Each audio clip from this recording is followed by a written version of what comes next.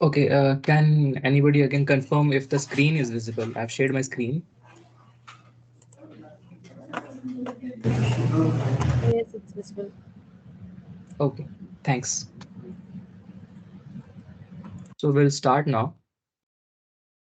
So I welcome everyone to our first class on microwave circuits.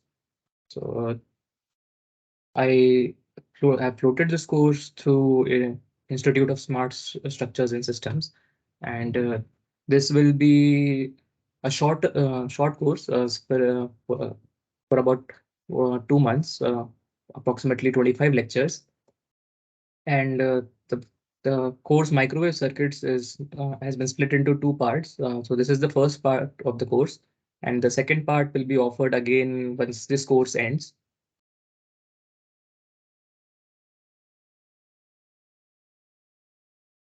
Yeah. So about me, so I'll turn my camera on for some time so that you can see who's taking the class. So hi everyone. So I'm Anand. I'm a Prime Minister's Research Fellow at Indian Institute of Science. I work in the Department of Electrical Communication Engineering, and I did my undergrad from IIT ISM Dhanbad, and I'm working on space-time metamaterials using computational electromagnetic techniques and some work on radar systems in collaboration with ARSL lab at IISc. So that's about me. So I'll keep the camera on for some time so that you register my face that who is teaching this course. But then again, I'll maybe to save bandwidth, turn the camera off. Yeah, so we are some of you might be new to this interface. We are using Microsoft Teams. So in the top right corner, you'll see these options available with you. So uh, uh, if so, I'll request everyone to click on raise hand option so I'd like to see whether everybody is able to do that. So yeah, so we'll use this raise hand thing for like when you have doubts. I request when you have doubts, you raise your hand. So I have another screen at which I'll be looking at whether everybody like if anyone has raised their hand. So I'll ask you to unmute and then you can ask your questions. And you can also raise hand and type a question in chat or just type a question in chat. Yeah, yeah. Thanks for raising. Yeah. So I think everybody has found the raise hand button. Okay. Yeah. So. Okay, now I'll turn the camera off. Yeah, you can put your hands down. Just in case if you have any question, uh, so I can see Pratya Chanda Prasad. Like, do you have a question, Deepak and Satya? Okay. Okay, cool. If you don't have any questions, you can put your hands down. If you have any questions, you can raise your hands. So about this course, like for whom this course will be useful. So this course can be it's like built for everyone who is doing their undergrad, masters, has done already done their PhD, doing a postdoc, are employed in industry.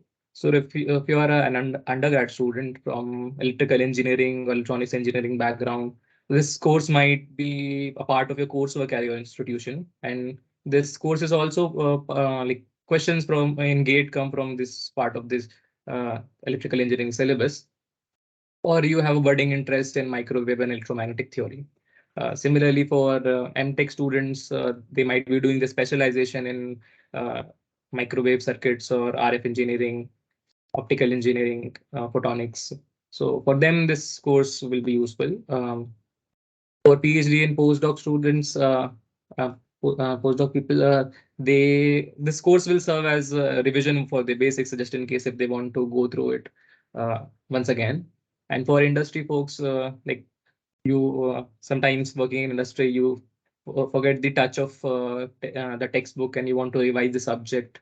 You have an interest in microwave theory, or you're planning to go for higher studies and you want to just revise the topic. So for them, this course will be useful. Uh, So what I'm promising after at the end of this course, I'm promising an understanding of basics of the microwave theory and its applications. So this course is mostly theoretical. We'll solve some numericals, um, and we won't be going into simulation of circuits. But yes, we'll do theory so that when you use so there are ample resources available on YouTube and other portals where you can learn to design circuits and learn the tools. But knowing the theory is very important. So we'll cover the theory. Uh, so we'll solve some questions from GATE and other exams. So I think that will be helpful for especially for the undergrad students. And at the end of this course, you'll be able to read literature on microwave theory. For example, if you take up any standard textbook or research paper, uh, then research article, you will be able to better understand it.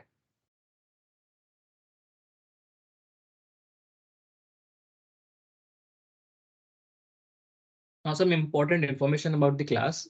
So the class timings will be 3 to 4:30 every Monday, Wednesday, and Friday. So we might depending upon the schedule, we might skip some classes, but I assure you I'll try to take classes on all the 3 days. Recordings will be done for all the classes just in case if you miss the classes. And the recordings and the course material and everything will be uploaded on the IEEE portal. And also I have my website, a Google site. So over there, I've made a page for this particular course, and I'll be simultaneously uploading the class notes and assignments over there. So, but the recordings will only be available on the IEEE portal. I hope everybody has registered on the IEEE portal. They must have already shared the login ID and password. So if you have not, I request you to put an email to me if you have not received the login ID and password from the IEEE people admin.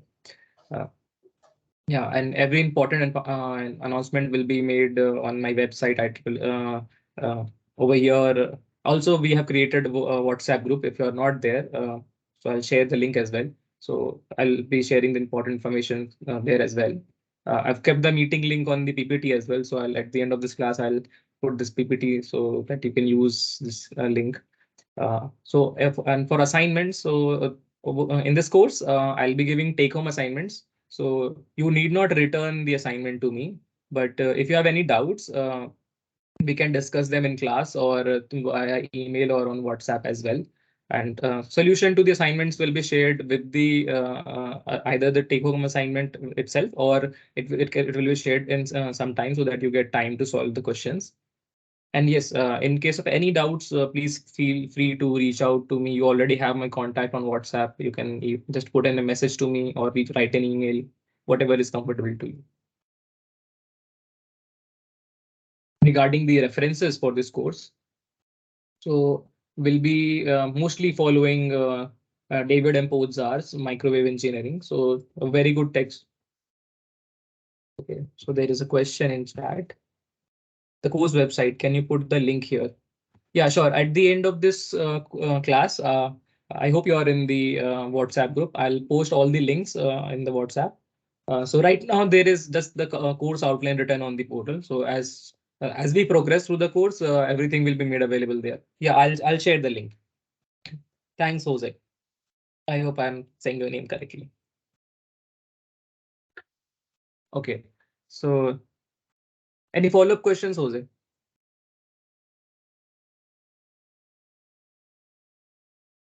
So maybe okay, sure.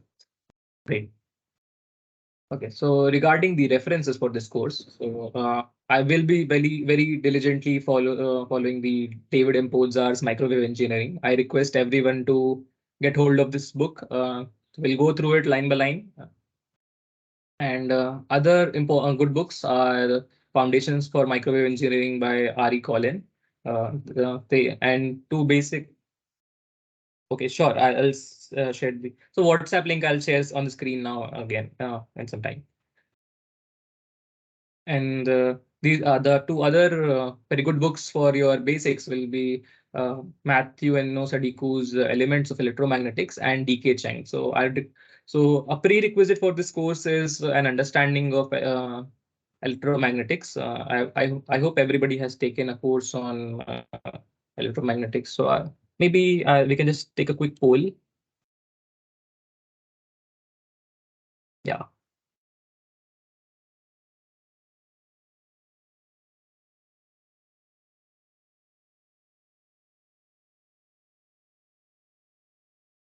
Okay. So you must be watching a poll on your screen.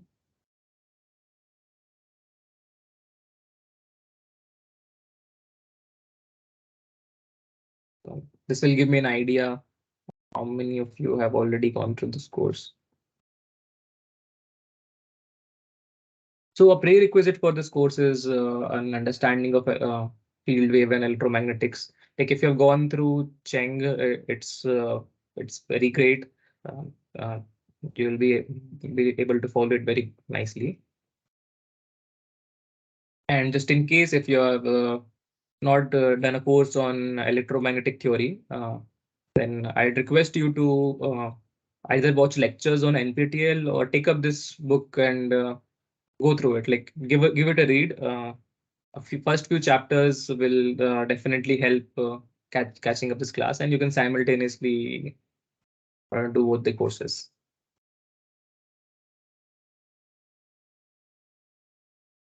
Okay, I almost all of you have already given the poll. Yeah, great.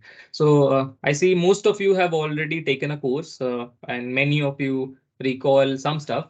Uh, and definitely, like some of you will be there who would recall everything. I myself I can recall some stuff, and whenever I need, I just quickly go through the book and uh, read whatever is like right now I need it. So it's fine if you don't recall the whole book or the whole topic at once.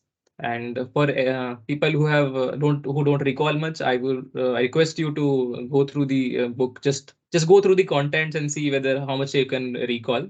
And who have not yet done a course on electromagnetic theory, please I request you to please read the textbook because that will be very necessary. And we will very quickly pass through the revision section of the basics of electromagnetics in this course, and we will not spend much time on that because the microwave course starts once you have already done your electromagnetic theory course. Okay. So for this course, we will be this will be the outline of this course. So today we'll do module one and begin with module two. So the module one is just an introduction to microwave engineering. Module two will be the basics of electromagnetic theory, which will revise. So today is Friday and Saturday and Sunday, I think you will have time to just brush up whatever you have already done through, quickly go over notes. Yeah, so during the weekend, maybe try to go through electromagnetic theory. And then we'll look at transmission lines and waveguides, do microwave network analysis, impedance matching, and some things like that. Microwave resonators, power dividers, and filters. So in this course, we will only be we'll only cover the basics and passive circuits. For the active circuits, we'll have another course. Yeah, so I have given all the information which came to my mind that I should address. I will pause over here, take any questions you have related to the logistics of this course. And again, people who did not who have not joined the WhatsApp group. So here is the QR for this for the WhatsApp group. Maybe you can scan it and join. Meanwhile, I'll post the WhatsApp group's link in the chat.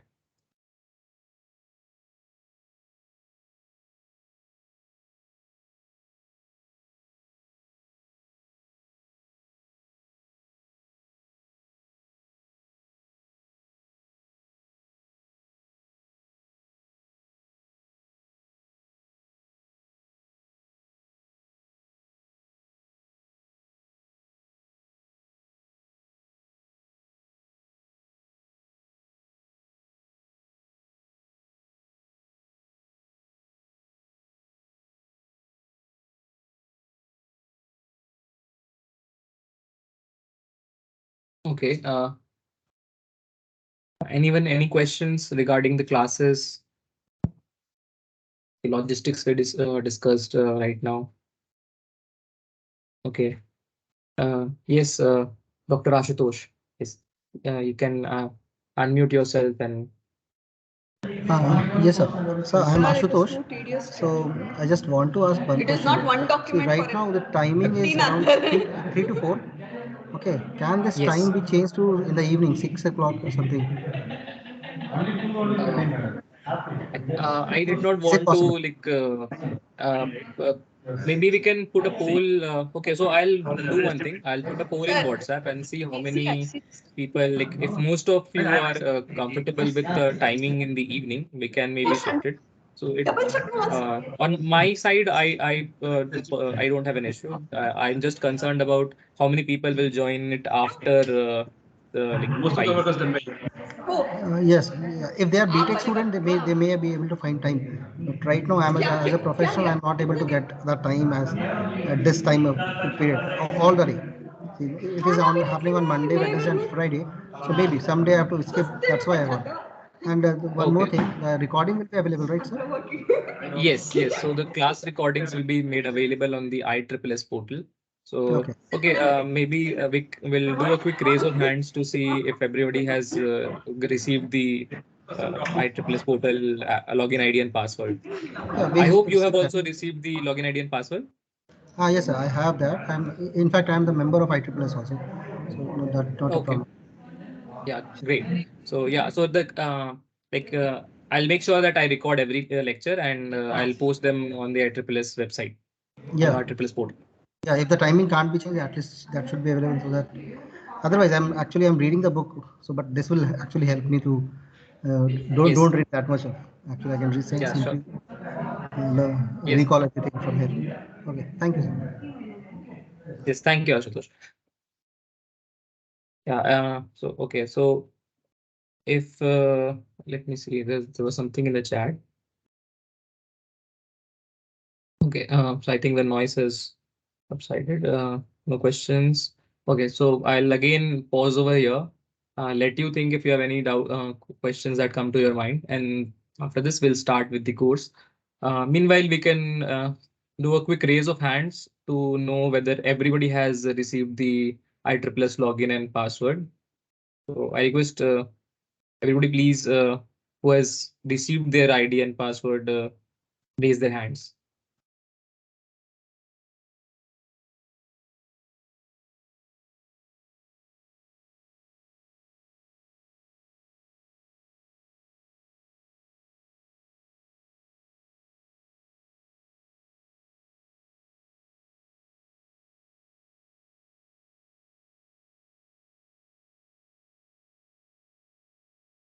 Okay, there are a lot of participants actually, and 15 have raised their hands out of 43. So I'm guessing either they are away from the meeting or have not received their.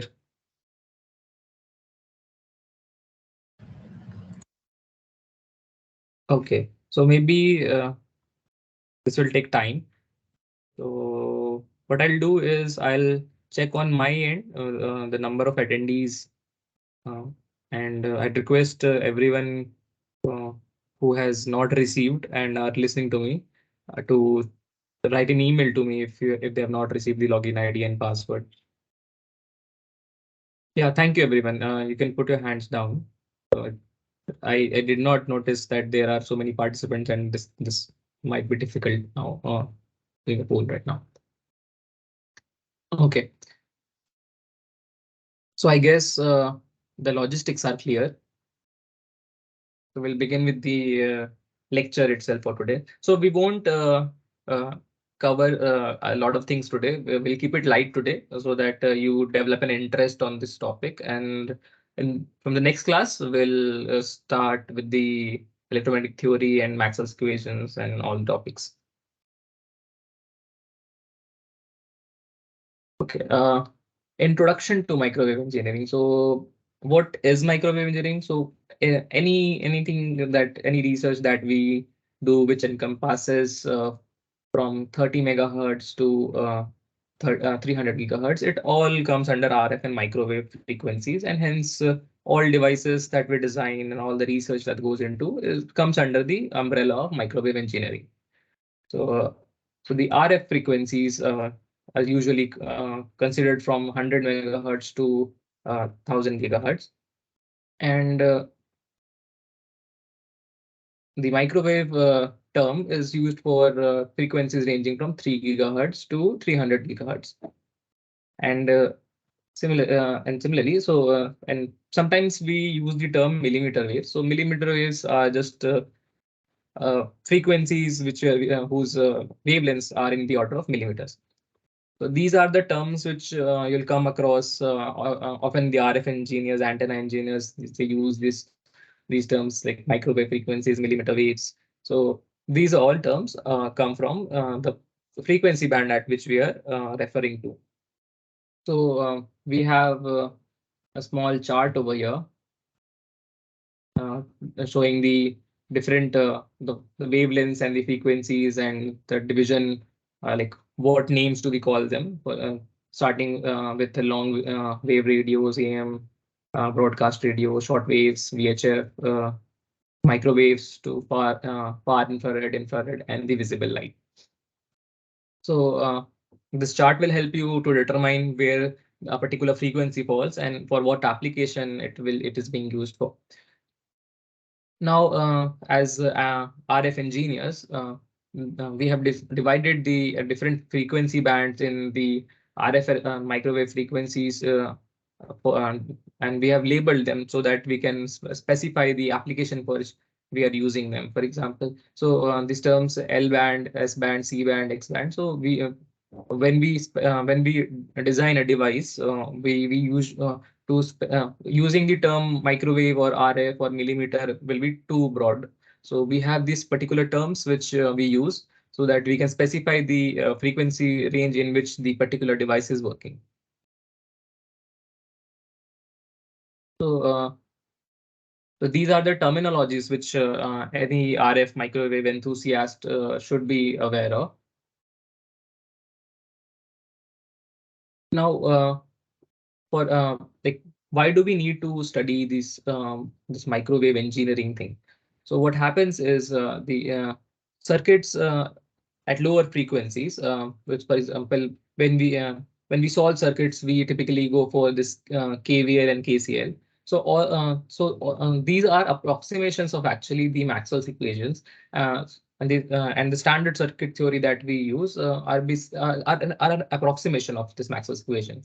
But when we come to when we try to solve a circuit at higher frequency, um, in the microwave regime, what happens is the standard theory might not be a good approximation.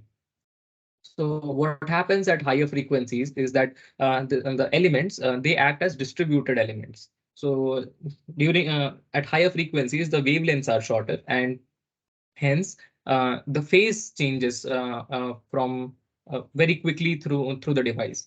And the standard theory approximates that there is no phase change while solving the circuit. So hence, microwave engineering looks into the aspect where we take into consideration the phase as well as the magnitude of the field or the quantities, and that is taken into account when we solve the equations for a particular problem. Now, at even higher frequencies, we use a different kind of approximation where we use geometrical optics to solve the problems. So over here in this course, we will be looking at the microwave frequencies, and we'll be using these Maxwell's equations, and we'll take into account the phase variation to while solving the problems. So a quick assignment for you that look into the lumped elements and distributed elements, maybe jot down some points so that it will refresh your memory. So there are some hands. Jehan, you have any question?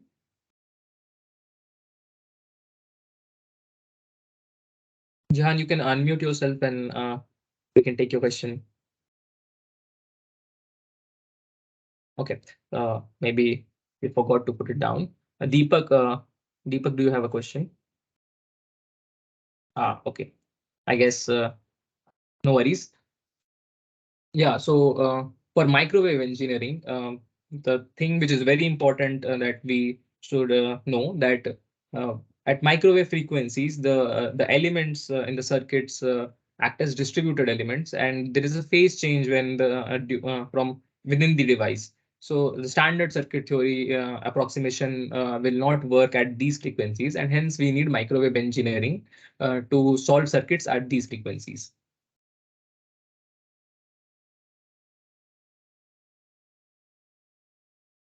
Now, the applications of microwave engineering are numerous. Like as you can understand, like but the microwave engineering covers a broad range of frequencies. So any application, any device working at these frequencies will come under microwave engineering. So some important or like broader areas we have listed over here. For example, antenna systems, wireless networking and communication systems, satellite communication systems, wireless security systems, radar systems. So the whole microwave field and RF field started a great boom happened in this field of engineering with the radar systems during the World War II. Now, uh, some important applications involve environmental remote sensing, medical systems, very important, IoT systems, very much in trend now, and many industrial applications. So, microwave engineering is like involved in a lot of different areas. And hence, it is very necessary that any electrical engineer should be aware of the basics of microwave engineering.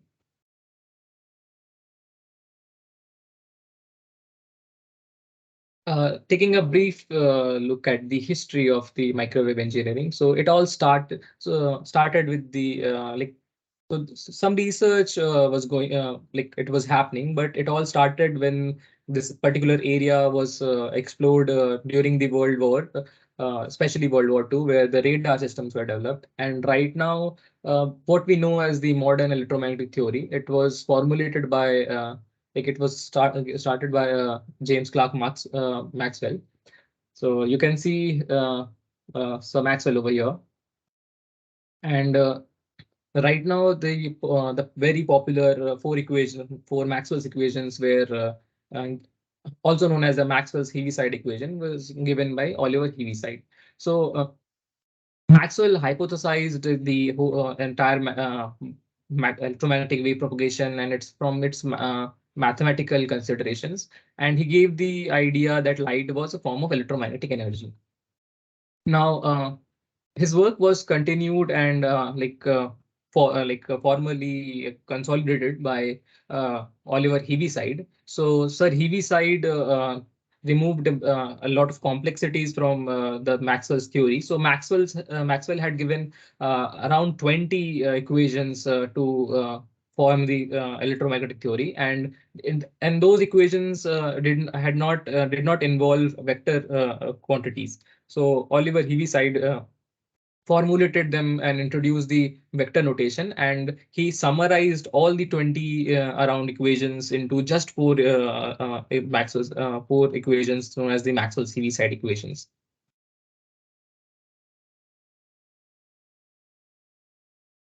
Now, the work done by Maxwell was properly used for like a microwave application and involved in experiments. So it was done by Sir Heinrich Hertz. So students in ISC must have seen his statue in the EC building.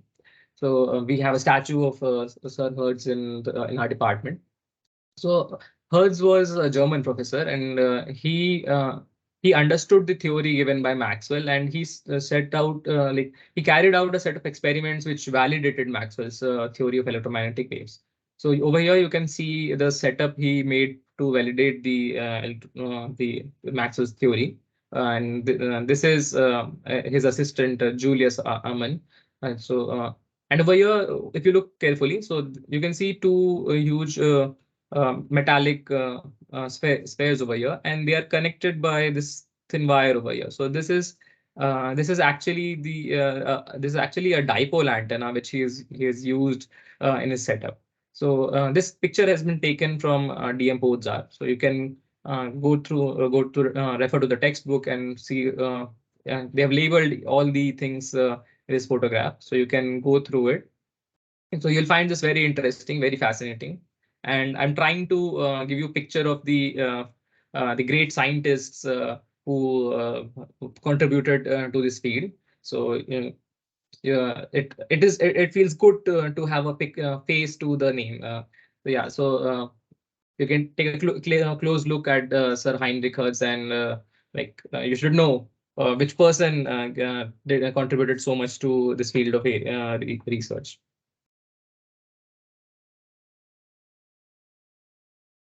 Okay. Now starting with the electromagnetic theory, everybody who has already done a course on electromagnetic theory must recall that we have two very common and popular equations, which are the divergence or Gauss's theorem and the Stokes theorem. So if you recall, it's very good. If you can't recall, I'd recommend going through the textbook again. So these two theorems help us in going backward and forth from the differential point form to the integral form of the Maxwell's equations, and also doing a lot of calculation. These theorems help converting a surface to a contour, and vice versa. Yeah. So. The Gauss's theorem was given by John Carl Friedrich Gauss. So you can see his photograph over here. Again, uh, through this course, even this is the first time I'm looking at Sir Gauss's photograph. Register the faces to this name. Again, quick thought. So the Stokes theorem, uh, on which is given in the names of Sir George Gabriel Stokes. But very interesting fact that the Stokes theorem was actually given by Lord Kelvin. So you can see his photograph over here. So in one of the letters from Stokes to Kelvin, he had said that they found it was found that this theorem was actually given by Lord Kelvin, and but the theorem took its name from Sir George Gabriel Stokes, because he was notoriously famous for giving the for asking his students to prove the Stokes theorem, to prove this particular theorem in his exams at Cambridge. Now, the EM theory can be regarded as a study of fields produced by the electric charges at rest or in motion. Electrostatic fields are produced when these charges are at rest, and magnetostatic fields are produced when these charges move with uniform velocity. That is, when we have a direct current, we have constant magnetic fields. But when these charges accelerate, or we have time, when this or we have this time varying currents, we have the dynamic or time varying fields. Now, the Gauss's law is given by integral of ds equals integral of rho dV, where d is the electric flux density, s is the surface over which we are doing the integral, rho is the charge density, and dV is the small unit volume over which are using for integration. So the Gauss's law's differential form is given by di divergence of electric flux density equals rho v. The law describing the electrostatic fields as conservative is given by this. So the closed loop integral of electric field over a closed region is equals to 0, or del cross the curl of E is equals to 0. So this particular theorem states that the electric fields are conservative. Now the vector fields, electric flux density and the electric field intensity are given by are related by this particular relation where epsilon is the dielectric permittivity of the medium, where the dielectric permittivity can be also written as epsilon equals epsilon naught into epsilon r, where epsilon naught is the permittivity of free space and epsilon r is the relative permittivity of the media. Now, the electric potential can be used to express the electric field intensity, so it is given by the electric field intensity is equals to negative gradient of electric potential. We can again write it in the integral form over like this. Now we already have these equations. So where the divergence of electric flux density equals rho v, and the electric flux density is in relation with the electric field intensity, and electric field intensity is relation with the electric potential. And combining these equations, we get the Poisson's equation. Now, for constant epsilon, we have the standard uh, Poisson's equations which is very popular. And if the charge density were to become 0, it will reduce to the Laplace's equation. Now, I'll ask a quick question, like why do we like we see in the textbook that this particular equation reduces to Laplace, but why this particular observation is important to us? So I won't give the answer. If I can maybe pause for some time and take answers from you, or we can give it as an assignment and we can discuss in the next class. So I'll stop over here. So why this observation that when rho becomes 0, this particular equation reduces to Laplace's equation is important.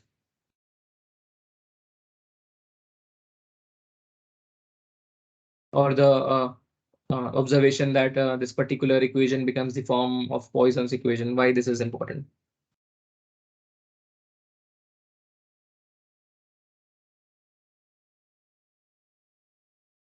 So I'll leave you with this question, and we can discuss its answer in the next class. Meanwhile, you can try Googling it.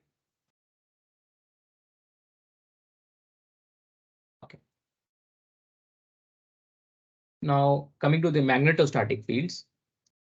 So the Ampere's law is given by the closed loop integral of magnetic intensity equals to the surface integral of the current flowing through the surface S.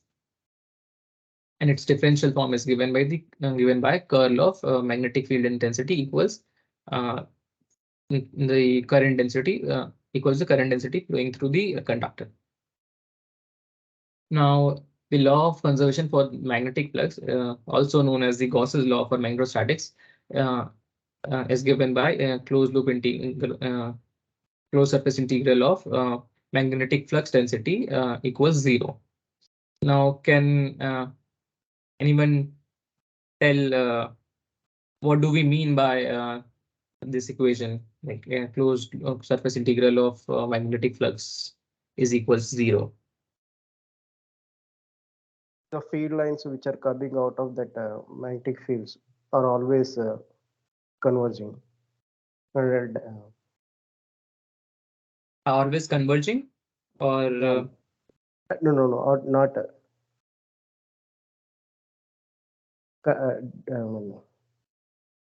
They are actually they start from North Pole and end at the South Pole. So there is no yeah, actually I field think coming from you know the answer. Yeah. Yeah. So this particular equation means that we do not have magnetic monopoles. So they won't either converge or diverge from a single point. So we'll have continuous closed loops, and at any closed surface, if you take, the number of field lines entering that particular surface will be equal to the magnetic field lines exiting the surface. Yes. Okay. Yeah. Thanks, Anil. So its differential form is again given by the divergence of magnetic flux density equals 0. Now the magnetic flux density and magnetic field intensity are the relation between them is given by B equals mu H, where mu is the permeability, and the permeability can be expressed as mu equals mu naught into mu r, where mu naught is the permeability of free space and mu r is the relative permeability of the media. Again, a relation between the current density and electric field intensity uh, is given by this particular expression. Can anybody tell what do we call this particular expression? Ohm's J law. equals sigma E. Yeah, correct. So this is known as the Ohm's law. Uh, And now the magnetic vector potential. So people who have gone through the electric field electromagnetic theory course can recall that we use the auxiliary we introduced auxiliary potentials to solve the electric and magnetic field the Maxwell's equations. So the magnetic vector potential which is given by A, its unit is Weber's per meter, is defined as magnetic field intensity equals the curl of A. Now, so this the vector identities, I don't expect you to memorize all of them, but it will be good if you keep them handy with you. Maybe prepare a formula sheet. So the textbook by Podzar, the microwave engineering, its appendices has all the popular vector identities listed. Maybe you can keep a printout or keep it with you so that it comes handy during the class as well. So this is a vector identity, and by using this we we and assuming the Coulomb's gauge condition, that which is uh, divergence of A equals 0, we again get the Poisson's equation for magnetostatic field. So I'll again uh, the same question, why it is important that why we are emphasizing that this is reduced to a Poisson's equation. Now again, if we do not if the current density is 0, it reduces to the Laplace's equation. So all this is expected that I am quickly going through all these topics so that I could so that we can refresh our memory on electromagnetic theory. And uh, during the weekend's time, I expect everybody to go through the textbook.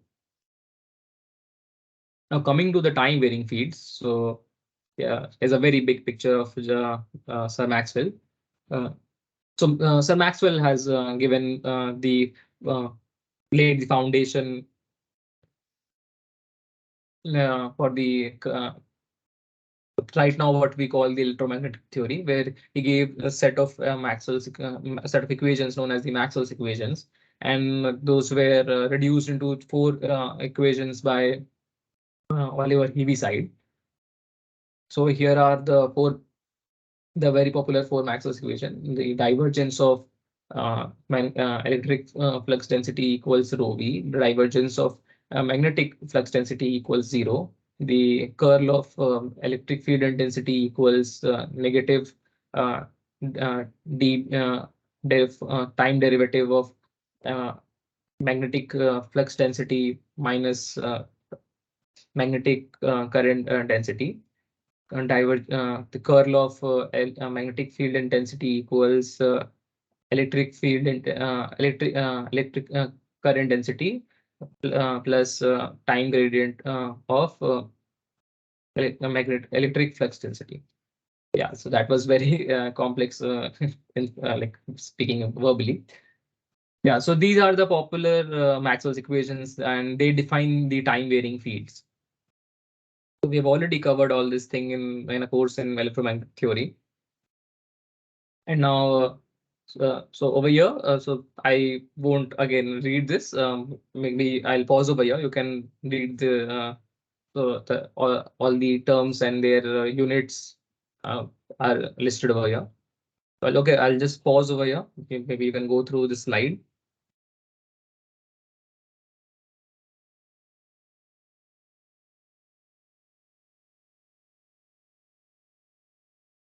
So essentially, all these equations have these seven, I guess seven, right? Okay, eight. These eight terms, which you should know. And in throughout this course, we'll be using, we'll be denoting the vectors using bold letters. So if a quantity is written in bold, we are referring that it is a vector quantity. Okay, so we have already seen the differential form. As an assignment, I will leave you to derive either the differential form from the integral form, or from the integral form, or the integral form from the differential form, using the Stokes, Gauss's and Stokes theorems. And over here we have the constitutive relations. So these relations play an important role, especially when we are talking about a field moving from one media to the other. So and here the boundary conditions, they play an important role. We'll discuss the boundary conditions in the next class. So here are the differential form, integral form, and the constitutive relations for the Maxwell's equations. I guess we'll cover. That was all that we intended to cover today. Not much, and just a heads up for going through the electromagnetic theory course. So doing a quick recap of what we covered today. We did a brief introduction to the microwave engineering, its application, and short history. And then we move towards the electromagnetic theory. We are quickly doing a review of this course. We saw the important terms in electrostatic fields, magnetostatic fields, the time varying fields, and the Maxwell's equations. In the next class, we'll cover Maxwell's equations, fields in media and boundary conditions, the wave equation and basic plane wave solutions, general plane wave solutions, and then about energy and power. Okay, there's a question in chat. Okay. So why does Maxwell's equation use only del? So del is an operator, and so I'll ask this question to the class. So like why like for each quantity we have like the divergence and curl uh, divided. So rather, okay, I'll explain it. So when to define a vector completely, we just need two information. If we know the curl of the vector, which is del cross, and divergence of the vector, which is del dot, we can completely define the the particular vector quantity.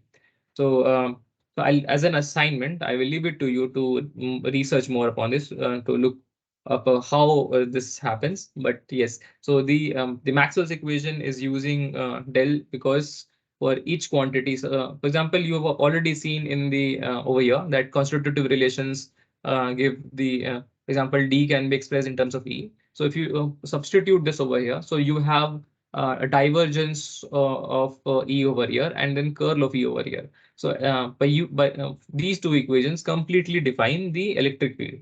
Now, similarly, if you substitute V as mu H, then you will have divergence of H and curl of H over here, which completely defines the magnetic field.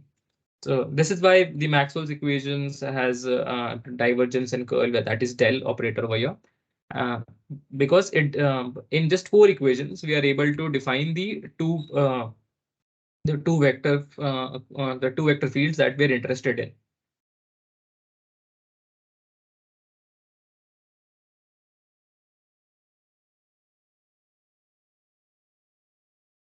Okay, so there's answer by Amartya. Thanks, Amartya.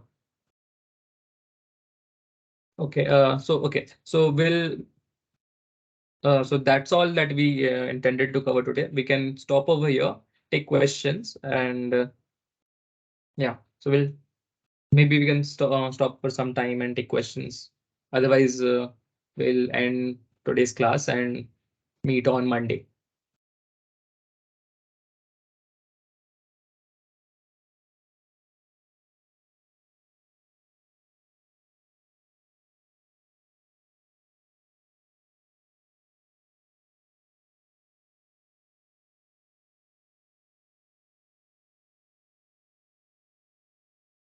I could not follow a question, Jehan. If divergence and curl of two fields are the same, then okay, okay, that was a comment. Yeah, oh, nice.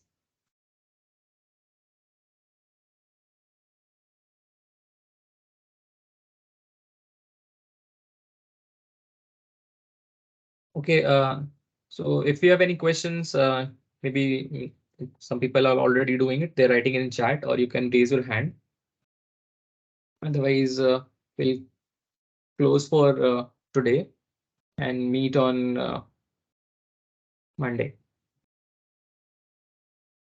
The link to the WhatsApp group I've already shared over here, the chat.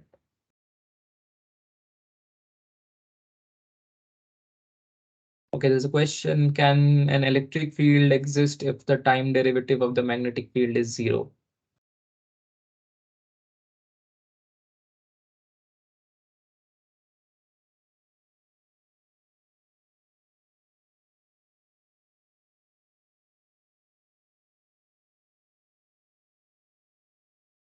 Yes, so for your question, if you just take an example of a unit charge resting in space. So the unit charge, if it like just take it as a positive unit charge, it will have electric field lines emerging from the diverging from the that unit that particular point. But again, so there will be so we won't have any magnetic field present over there. Uh, and so hence the derivative of the magnetic field will be 0, but an electric field will exist.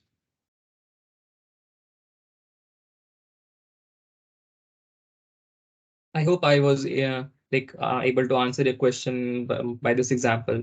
So if you take an example of a unit charge, a positive unit charge in space, it will have diverging electric field lines. So that means the electric field exists, but there won't be any magnetic field present.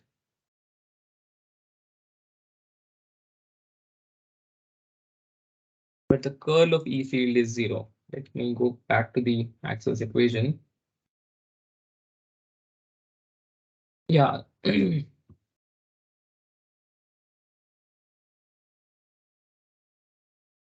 Yes, so the curl of E is 0. It means that the flux is the curl of E is 0 means like the electric field exists, but it is conservative. That is, if you move like if you the curl essentially takes in account of the if you break it down, it will come to that fact.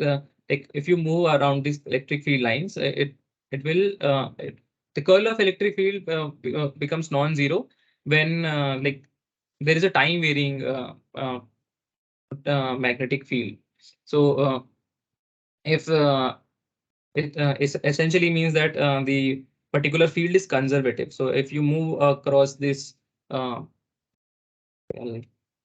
back over here to the electrostatic fields.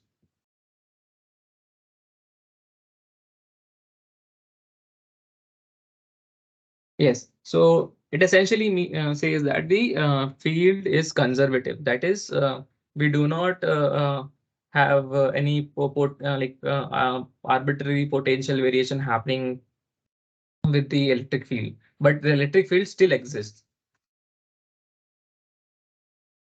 Okay, so there's a question which is what is the difference between dot and cross product? So I won't answer this question because this is more sort of a question that you should ask a math teacher. So I'll leave this as an assignment rather for everybody to look at what is the difference between dot and cross product. I'd rather say this is a prerequisite to this course. So yeah. please look into the what is a dot product, what is a cross product, what are vectors. Um, any math book will help you with this. As also you should look at distributed and lumped elements, and even why we are stressing upon that a particular equation becomes of the form Poisson or Laplace.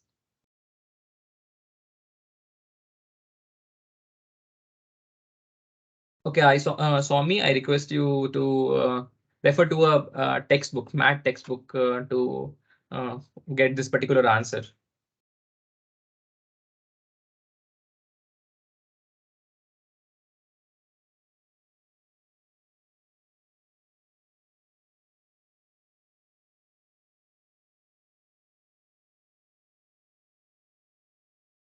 Okay, any more questions? Are Maxwell's equations?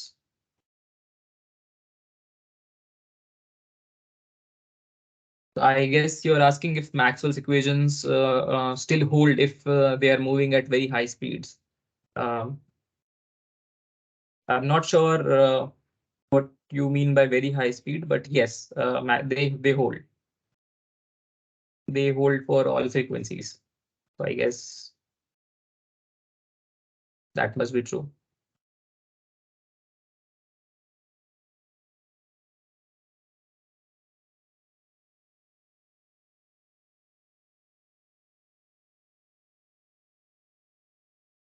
Okay, so the Maxwell's equations are like study the nature of the wave.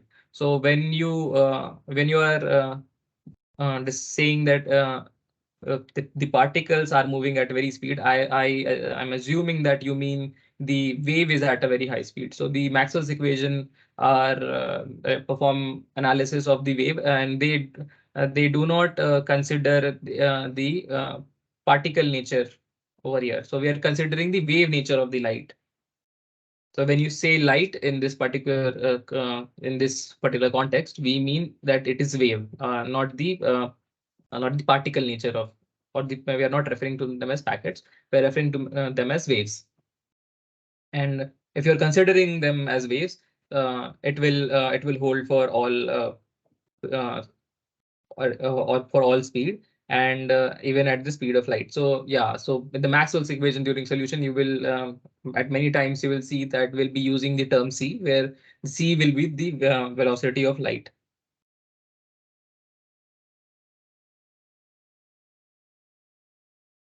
So to clear your doubts, the Maxwell's equations are defined for waves and not particles. So over here we refer to them as waves, and then hence the terms like frequency and wavelength come into picture. If you are talking about particles, the frequency and wavelength terms won't hold much meaning to them.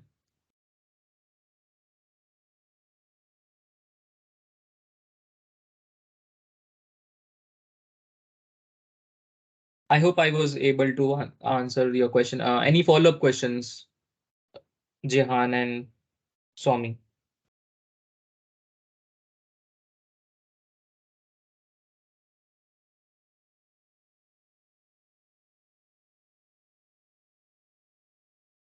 Okay.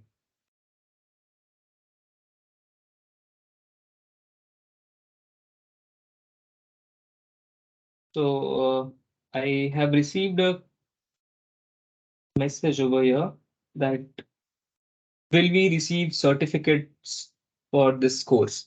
So yes. So if you complete the course, stay till the end, uh, do like yeah, that I think that will suffice as the criteria to get a certificate for this course. You stay till the end.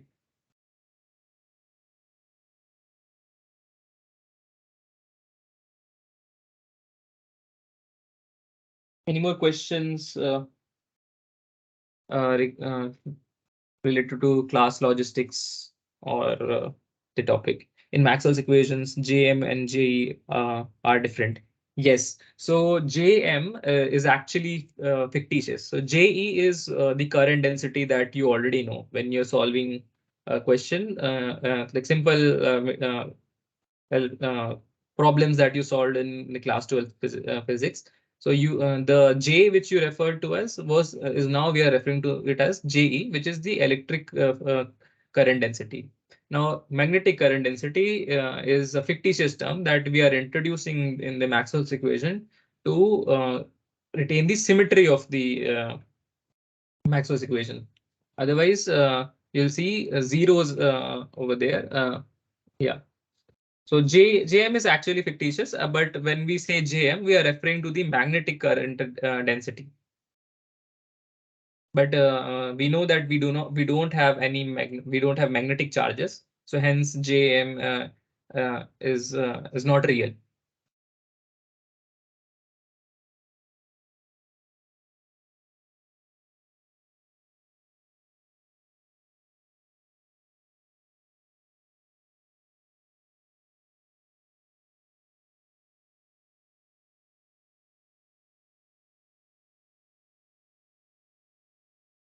Okay. So there's a question, a very interesting question. Can a wire carrying a constant current produce electric field? Okay. So we all know that a wire carrying a constant carrying a constant current has magnetic fields around it, and we also use the this thumb rule to guess the direction of the magnetic fields. But will it have an electric field? Now the question itself answers it. So you have to think it like this, like why are the charges moving? Like the wire has has current carriers, and now why are these current carriers moving? So this question itself is answering it. So you basically what you have is across the wire you are applying a potential difference, and this potential difference is creating the electric field. And due to this electric field, the charges are moving, and this moving charges are creating the magnetic fields. So the electric field exists, but the wire is the current carrying wire will not produce an electric field because the current carrying the wire itself, the current is being conducted in the wire due to the already existing electric field inside the wire.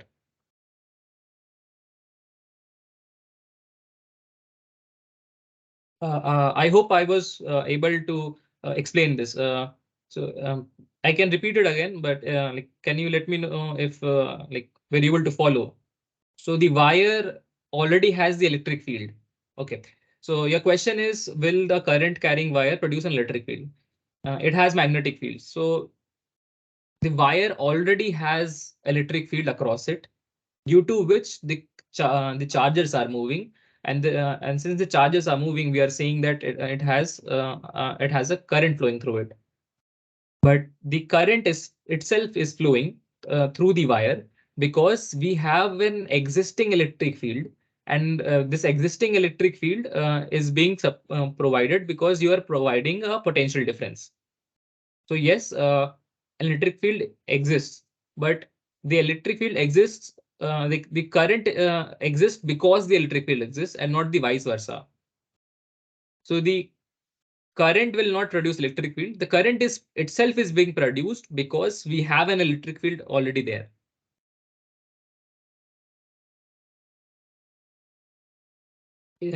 Is there so much interest in metamaterials in the Jihan, I'm not able to properly follow your question. Like, is there so much interest in okay, why is there so much interest in metamaterials in the sense of Maxwell's equations? Yeah, so metamaterials are structures that we are designing them to alter the propagation of wave. But metamaterials also follow the Maxwell's equations. It is like so Maxwell's equations are very much necessary. They will even in the study of metamaterials, you will require them. Conductor does not induce any electric field around itself. I'm not sure whether that is a question or a comment. I think that is a comment. Yeah, thanks, Swami. Swami, if that is question, can you please reframe it?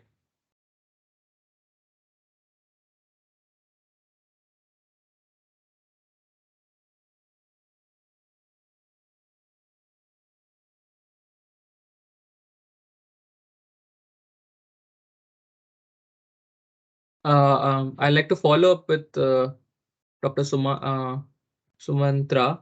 Um, were you able to like understand like the answer to your question, or would you like to explain it? Would you like me to explain it again?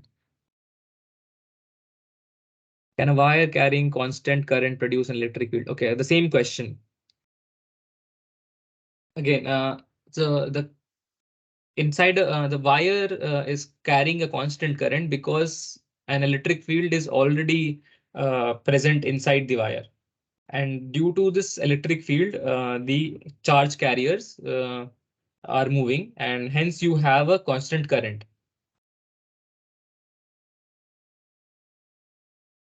So you have to look at it in this way that you want a constant current to flow through a wire. What would you do?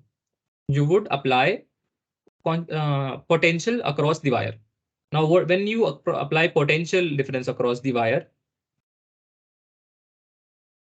the potential difference creates an electric field, and due to which the charges are moving.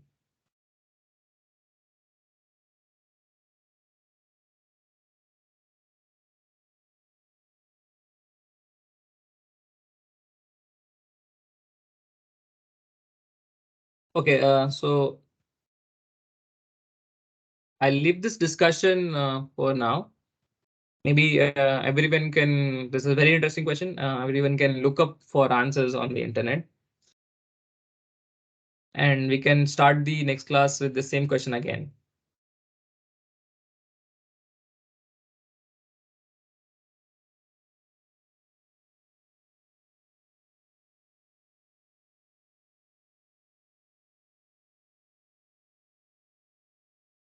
Yeah, so I'll look into this myself, and maybe next class we can start this the class with this same discussion again. So maybe I'm like not following up the question correctly, and I'll look into this, come up with a better answer, better explanation.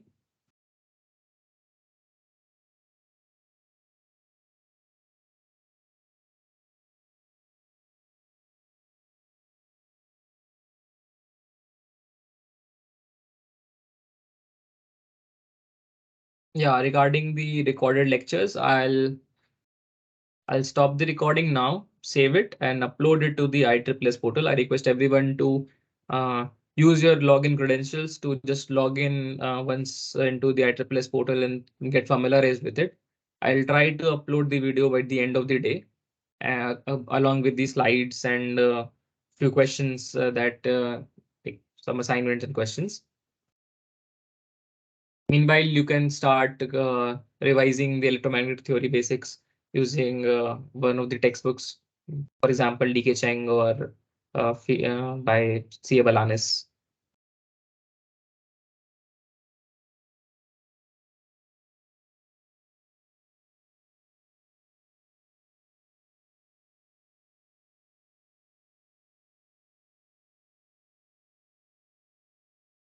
Okay, then I'll stop the recording now.